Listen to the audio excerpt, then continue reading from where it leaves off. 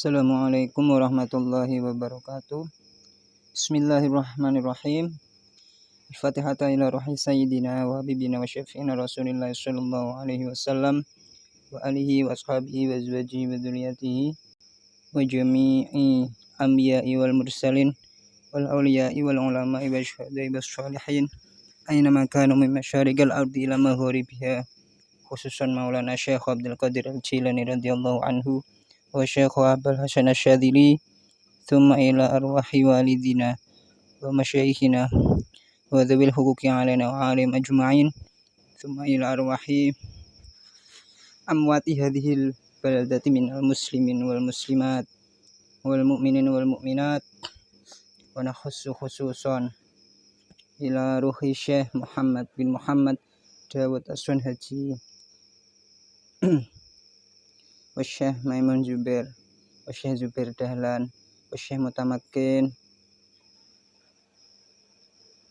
wa Syekh Saridin wa Syekh Wanar wa Syekh Mansur wa Syekh Arwan Amin Said wa Syekh Turahina Juhri wa Abi Nabi Abdullah Khaliq wa furu'ihim wa usulihim wal muntasibina ilaihim fi jami'at al ardi, innallaha yaghfiru lahum wa yarhamuhum wa yuli darajatihim fil jannah wa yanfa'una bi asrarihim wa anwarihim wa ulumihim wa barakatihim fid dunya wad dunya wal akhirah.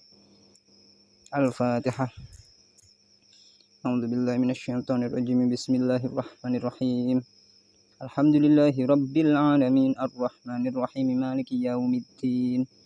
Iyyaka na'budu wa iyyaka nasta'in. Ihdinas siratal mustaqim. Siratal ladzina an'amta 'alaihim ghairil maghdubi 'alaihim waladdallin. Rabbighfirli wa liwalidayya wa lil mu'minina amin. Bismillahirrahmanirrahim. Qala al-musannifu rahimahullahu ta'ala wa nafa'ana bihi wa bi 'ulumihi fid dharain amin. Sekarang kita membuat catatan tentang babul af'al, bab yang menerangkan tentang beberapa fi'il atau kata kerja. Definisi fi'il sendiri itu adalah kalimat yang menunjukkan makna dengan dirinya sendiri serta bersamaan dengan waktu.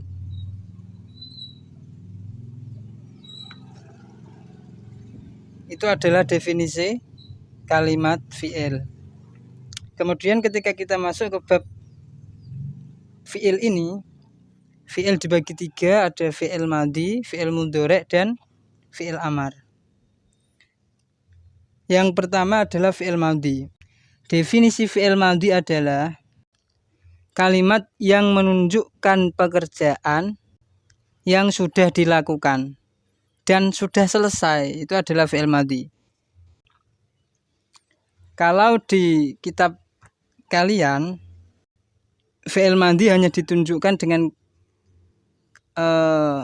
qadiyah atau ditunjukkan dengan kalimat fal madhi maftuhul akhir abadan.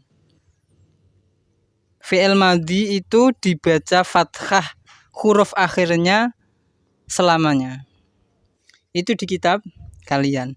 Karena memang kitab nahwu ini pokok intinya adalah membahas bagaimana cara kita membaca akhir dari setiap kalimat. Makanya dalam kitab kalian hanya dibahas maftuhul akhiri abadan, dibaca fathah akhirnya selamanya. Dibaca fathah huruf akhirnya selamanya. Seperti itu. Itu fi'il madhi. Akan tetapi keterangan lebih lanjut yang dimaksud dengan dibaca fathah akhir selamanya ini memang dibaca fathah selamanya, akan tetapi fathahnya tidak selamanya terlihat. Karena yang dimaksud dibaca fathah selamanya nanti ada kalanya fathahnya itu nampak atau zahiron, ada kalanya fathahnya ini tidak nampak atau muqaddaron, hanya pengira-ngiraan saja.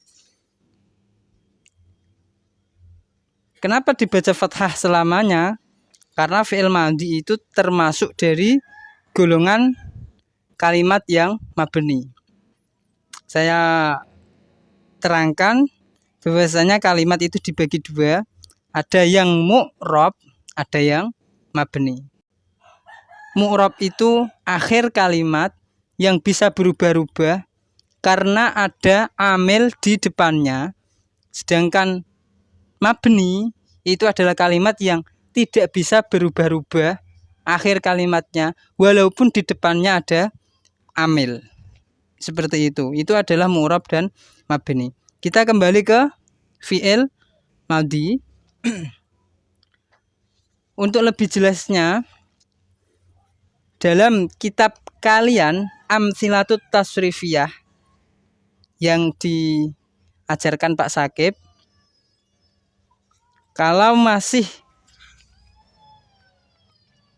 berada pada tasrif istilahi bab sulasi mujarrad, maka semua baris pertama mulai dari bab 1 sampai bab 6 itu adalah fi'il madhi. Ada fa'ala, ada nasoro, madda, sona, goza, amala, fa'ala, doroba, farro, wa'ada hingga bab 6 itu semuanya adalah fi'il madhi. Makanya semuanya akhir huruf terakhirnya itu dibaca fathah. Tapi ini adalah masih fi'il madhi yang dasar, di mana fathahnya itu masih nampak semua. Kita masuk kepada fi'il madhi yang lebih lanjut lagi. Kita coba buka kitab Amtsilatut Tasrifiyah sampean, halaman 36. Jadi kita lintas kitab ya, karena memang nahwu shorof ini tidak bisa dipisahkan. Ibaratnya nahwu adalah bapaknya ilmu dan shorof adalah ibunya ilmu. Mungkin sudah ada yang pernah mendengar istilah tersebut. Jadi ketika kita membahas ilmu nahwu, mau tidak mau kita harus paham ilmu shorof. Kalau kita membahas ilmu shorof, mau nggak mau juga kita harus paham nahwu. Kita buka Amtsilatut Tasrifiyah bab 36. Ada fa'ala, ada di baris paling kanan itu ya. Dibaca secara vertikal. Fa'ala, fa'ala, fa'alu, fa'alat, fa'alata, fa'alna, fa'alta, fa'altuma, fa'altum, fa'alti, fa'altuma, fa'altunna, fa'altu, fa'alna. Itu semuanya ada 14 kalimat atau 14 kata adalah fi'il madhi. Dimulai dari fa'ala yang biasa paling atas sampai fa'alna dengan tambahan na di belakang. Ini semuanya fi'il madhi dengan cara mengartikan yang berbeda-beda.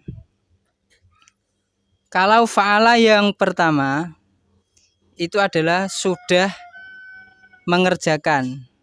Subjeknya untuk satu orang laki-laki. Jadi kalau ada satu orang laki-laki yang sudah mengerjakan sesuatu, maka kita membahasa Arabkannya adalah fa'ala. Wong lanang siji sing wis ngerjakke. Utawa wis ngerjakke sapa wong lanang siji. Biasanya dimaknai seperti itu. Yang kedua adalah fa'ala. Itu adalah fi'il madhi atau kata kerja lampau yang digunakan untuk dua orang laki-laki. Dimaknai wis nglakoni sapa wong lanang loro. Fa'alu digunakan untuk laki-laki banyak. wis nglakoni utawa wis ngerjakke sapa wong lanang akeh.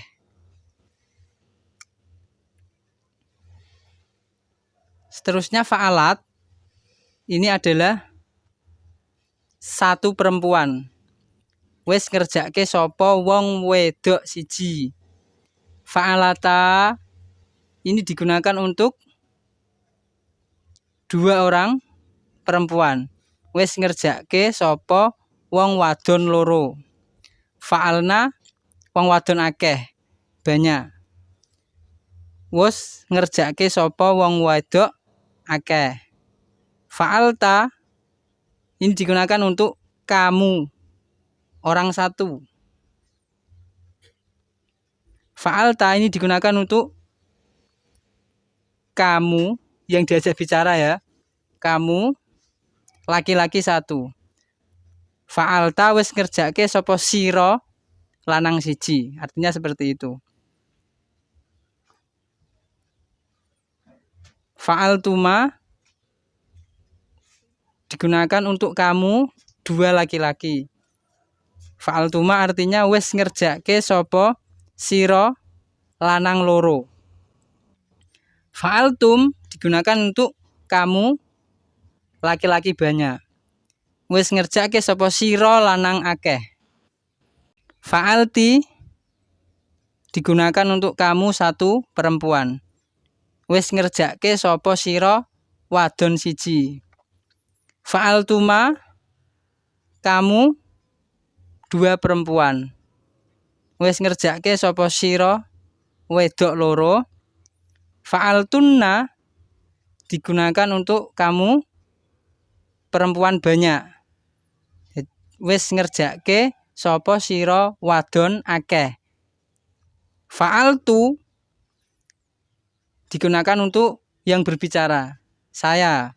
Artinya berarti fa'altu wis ngerjakke sapa ingsun utawa sapa aku. Fa'alna digunakan untuk kita atau saya dan teman-teman yang mengerjakannya. Diartikan wis ngerjakke sapa kita. Sudah mengerjakan. Kita sudah mengerjakan, itu bahasa Indonesianya.